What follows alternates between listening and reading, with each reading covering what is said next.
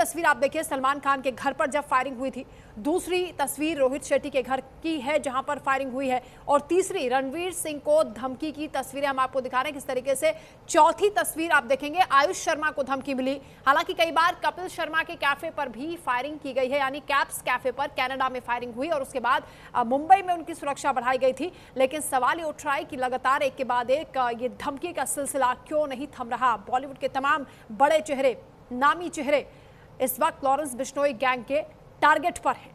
रोहित शेट्टी को पहले उनके घर पर फायरिंग होती है, उसके बाद उन्हें धमकी दी जाती है, यहां तक कि पुलिस से शिकायत करने पर भी उन्हें धमकाया जाता है। रणवीर सिंह से 10 करोड़ की फिरौती मांगी जा रही है और फिरौती ना देने पर, शिकायत करने पर उन्हें कहा जा रहा है कि 7 पीढ़ियां याद रखेंगी।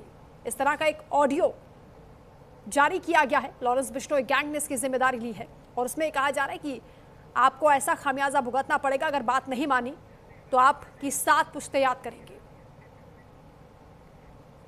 हालांकि लॉरेंस गैंग के एक्टिव होने के बाद महाराष्ट्र सरकार भी सख्त हो गई है और सीएम फडणवीस ने खुद लॉरेंस गैंग को चेतावनी देते हुए कहा कि जो भी मुंबई में माहौल खराब करने की कोशिश करेगा उसे मुंबई पुलिस ढूंढेगी भी और ठोकेगी भी। सुनवाते हैं आप। देखिए, पहली बात तो यह है कि जिन लोगों ने किया उनको अरेस्ट किया है और ये संदेशा भेजने वाले सही है कि गलत है, या बहती गंगा में कोई हाथ धो रहा है, इसको भी ढूंढने का काम चल रहा है। कोई भी गैंग हो मुंबई में हम उनको पैर पसारने नहीं देंगे। इससे पहले भी प्रयास जिन्होंने किया, मुंबई पुलिस ने उनको अपनी जगह दिखाई है और अभी भी कोई भी प्रयास करेगा तो जगह दिखाई जाएगी। कई बार ये ध्यान में आता है कि कुछ पब्लिसिटी लेने के लिए भी ऐसी चीजें की जाती है, क्योंकि जब किसी स्टार के स्टाफ को धमकी मिलती है तो उसकी बड़ी खबर बन जाती है और फिर वो दिन भर खबर चलती है, उसमें से पब्लिसिटी लेने की भी कोशिश होती है। तो मुझे लगता है इससे किसी को डरने की आवश्यकता नहीं है। मुंबई पुलिस ये बहुत सक्षम है, ढूंढकर निकालेगी और ठोकेगी।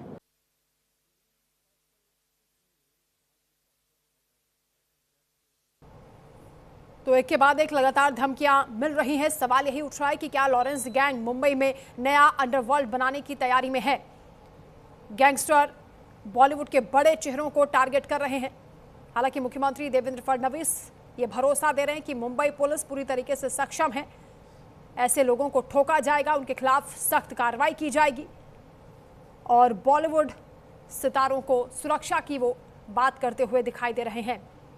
लेकिन एक के बाद एक लगातार जो धमकियां दी जा रही हैं, एक्टर रणवीर सिंह को 2 बार धमकियां दी जा चुकी हैं, वॉइस नोट के जरिए उन्हें धमकी मिली है। इसके अलावा रोहित शेट्टी को धमकी दी गई है। सिलसिलेवार ढंग से हम आपको बताते हैं, फरवरी 2026 में रोहित शेट्टी के घर के बाहर फायरिंग होती है और जनवरी में सिंगर बी प्राक को लॉरेंस गैंग की ओर से धमकी मिलती है। दिसंबर 2025 में भोजपुरी स्टार पवन सिंह को धमकी दी गई थी। अक्टूबर 2025 में सिंगर हंसराज रघुवंशी को लॉरेंस गैंग ने धमकाया था। अक्टूबर 2025 में कनाडा में कपिल शर्मा के कैफे पर फायरिंग होती है। सितंबर 2025 में बरेली में दिशा पाटनी के घर पर फायरिंग हुई थी। अगस्त 2025 में कनाडा में कपिल शर्मा के कैफे पर फायरिंग हुई थी। इससे पहले जुलाई में भी कपिल शर्मा के कैफे कैप्स कैफे पर फायरिंग की गई थी। इससे पहले मई 2025 में रैपर एमिवे को भी लॉरेंस गैंग की ओर से धमकाया गया था। अप्रैल 2025 में मुंबई में सलमान खान के घर के बाहर फायरिंग हुई थी, आपको याद होगा। सितंबर 2024 में वैंकूवर में सिंगर एपी ढिल्लो के घर के बाहर फायरिंग होती है। नवंबर 2023 में कनाडा में गिप्पी ग्रेवाल के घर के बाहर भी गोलियां चलती हैं। सितंबर 2023 में हनी सिंह को भी गैंगस्टर ने धमकाया था। तो ये सिलसिला थमता हुआ दिखाई नहीं दे रहा, इसलिए सवाल उठ रहे हैं कि आखिर लॉरेंस बिश्नोई गैंग के निशाने पर ये सितारे क्यों आ रहे हैं।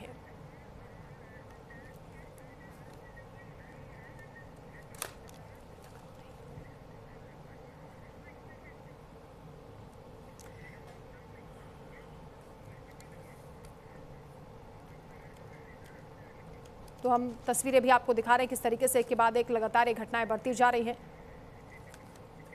और इस पर हम चर्चा भी करने वाले हैं।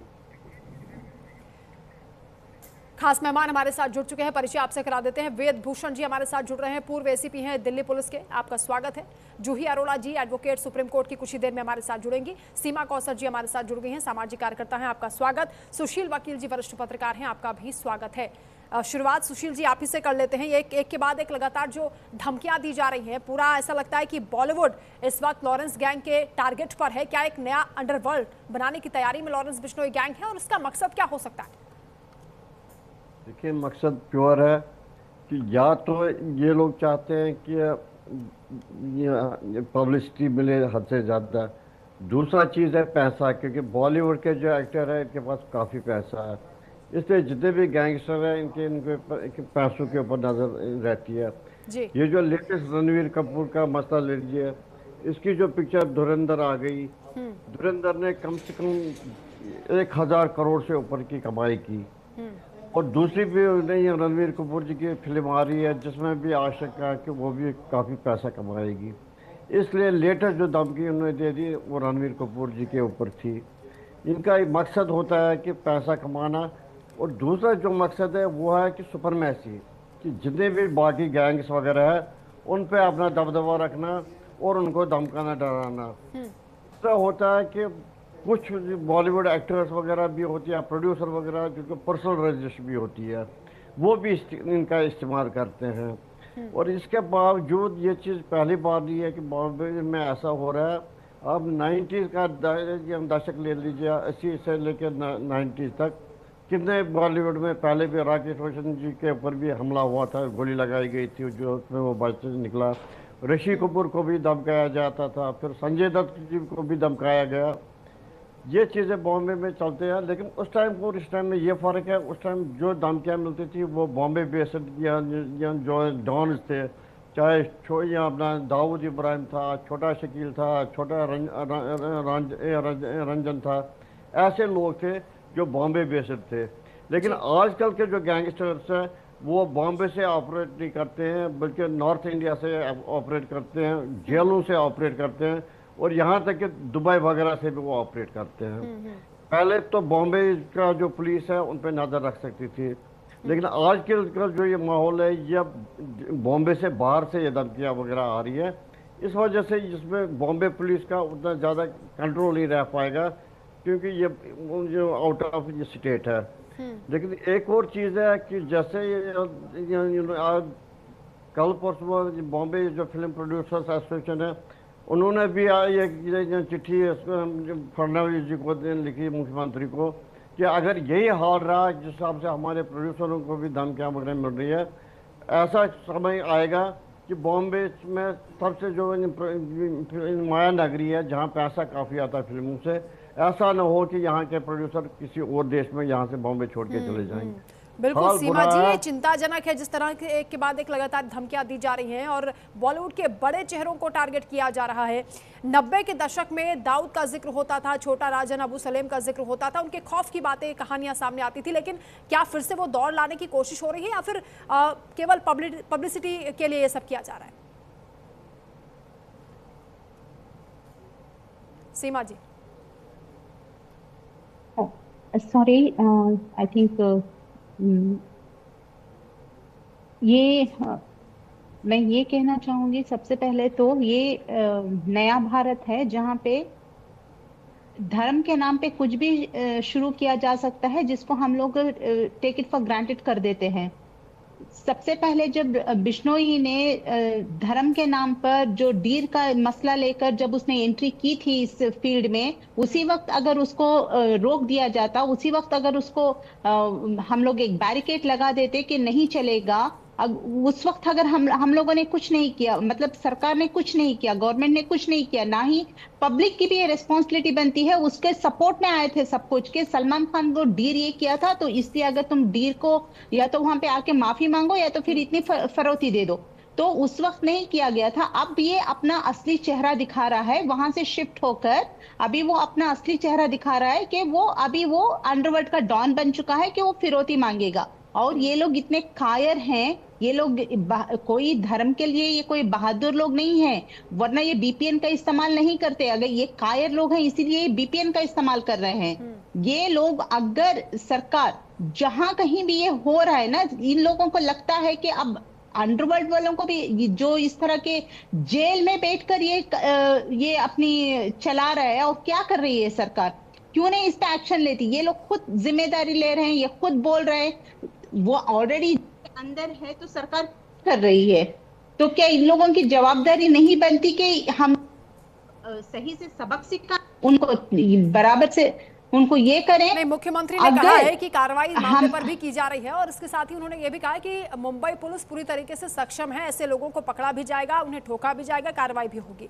वेदभूषण जी, लेकिन कितना ऑलरेडी एक एमएलए को मार दिया गया है, जो घटना ऑलरेडी मुंबई के एक एमएलए को मार दिया गया है, ऑपरेट हो रहा है और धमकियां बड़े बड़े स्टार्स को दी जा रही। वेदभूषण जी, देखिए वंदना जी, ये नेक्स्ट जनरेशन डॉन है। पहले जो डी कंपनी बोलती थी अब बी कंपनी में कन्वर्ट हो गई है। पहले ट्रेडिशनल तरह के डॉन होते थे, उनका काम करने का तरीका अलग है, पर ये एक डिजिटल सिंडिकेट है और करते हैं। इनको वहां से पकड़कर लाना, वीडियो तो कहीं भी आप ट्रांसफर कर सकते हैं, परंतु वहां से पकड़कर लाना इतना आसान नहीं है जितना कि लोग बता रहे हैं। अभी चैनल पर मैडम बता रही थी, क्योंकि आपने देखा अनमोल बिश्नोई को अमेरिका से लाने में सरकार को कितनी ताकत लगानी पड़ी। इस तरह बहुत सारे कंट्रीज के अंदर ये लोग छिपे हुए हैं। पुर्तगाल के अंदर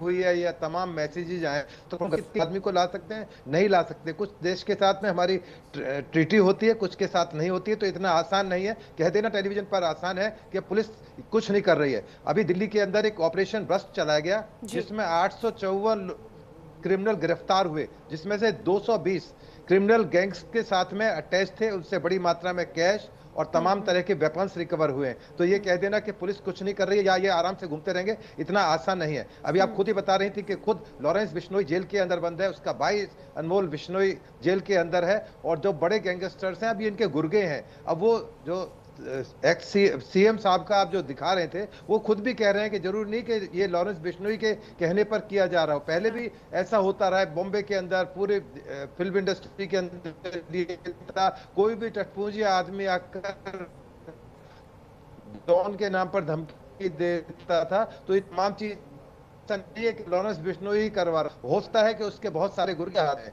एक दो नहीं और पूरे वर्ल्ड में पहले हुए हैं। आपने तमाम बताया कि पहले केवल कुछ लिमिटेड फील्ड थे जहां पर ये डॉन ऑपरेट करते थे। हवाला था, सट्टेबाजी थी, ड्रग्स के थे, मैच फिक्सिंग थी, बैटिंग थी। पर अब ये जो लॉरेंस बिश्नोई एंड कंपनी चला रहे हैं, ये बिल्कुल डिसेंट्रलाइज्ड है। दाऊद के समय केवल दाऊद के हाथ में सारा कमांड था, अब सारा कमांड डिसेंट्रलाइज कर दिया गया है। हॉरिजेंटल एक तैयार किया गया है तमाम लोगों को कि कौन किसका काम है, कैसे ऑपरेट करेंगे। तो एकदम से इनको पकड़ना या प्रोसिक्यूट करना किसी भी सरकार के लिए, चाहे कितनी मजबूत सरकार हो, कितनी भी पावरफुल सरकार हो, बहुत मुश्किल है। पुलिस कोशिश करती है, बॉम्बे पुलिस भी कोशिश कर रही है। दिल्ली का मैंने ऑपरेशन बस्ट आपको दिखाया, और तमाम जब सरकार इन चीजों को हैंडल करने के लिए तैयार नहीं है, सक्षम नहीं है, तो सरकार को रिजाइन कर देना चाहिए। जब एक कोई सेलिब्रिटीज अगर यहाँ पर सुरक्षित नहीं है, तो आम जनता कैसे सुरक्षित हो सकता है? ये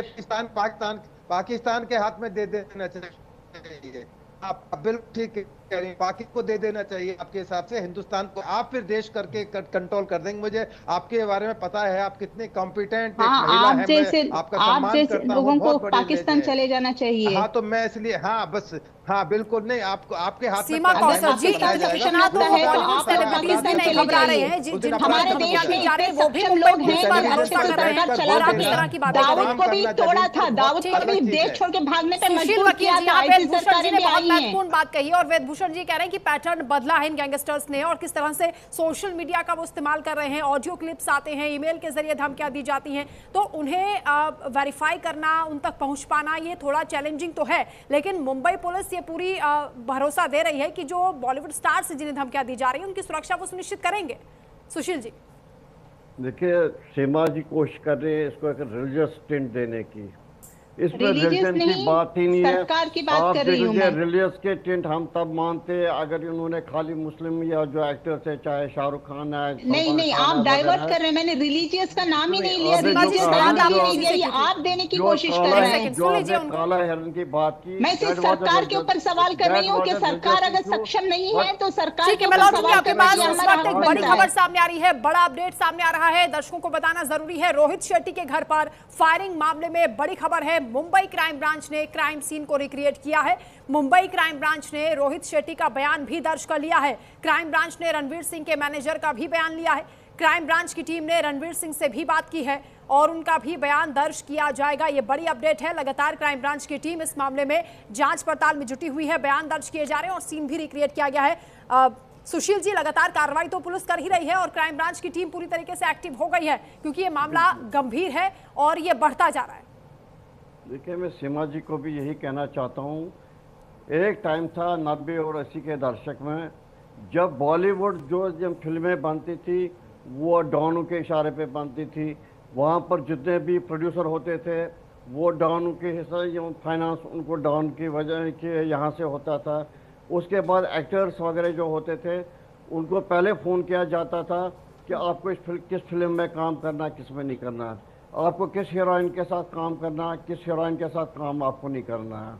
वो ऐसा दबदबा था जब फिल्म इंडस्ट्री में पता भी नहीं होता था इनके बगैर, जैसे ये लोग उस टाइम रूल करते थे। लेकिन बॉम्बे पुलिस ने फिर देख लीजिए सबको ख़त्म करके इंडस्ट्री को फ्री कर दिया। आज सीमा जी बता दे, बॉम्बे में कौन सा ऐसा डॉन है, कौन सा ऐसे पार्टी है या वगैरह या गैंग्स है जो बॉम्बे के इनको धमकी दे रहे हैं। ये जो धमकियाँ वगैरह आ रही है, ऑनलाइन आ रही है, इसमें भी बहुत सारी धमकियाँ ऐसे हैं जो जेन्युइन नहीं है। क्योंकि बहुत सारे लोग ये चाहते हैं कि हम फ़ोन करेंगे वहाँ पर कि दिन भर टीवी पे हमारा नाम आता रहे, हमारी न्यूज़ चलती रहेगी, देखो जी धमकी आ गई।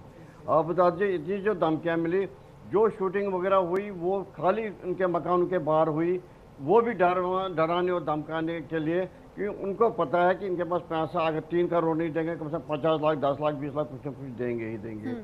बाकी ये जो कह रहे हैं कि पुलिस ये नाकाम है, सरकार ये नाकाम है, ऐसी बात नहीं है। सरकार भी अपनी जगह काम कर रही है, लेकिन जिस हिसाब से फैल रहे हैं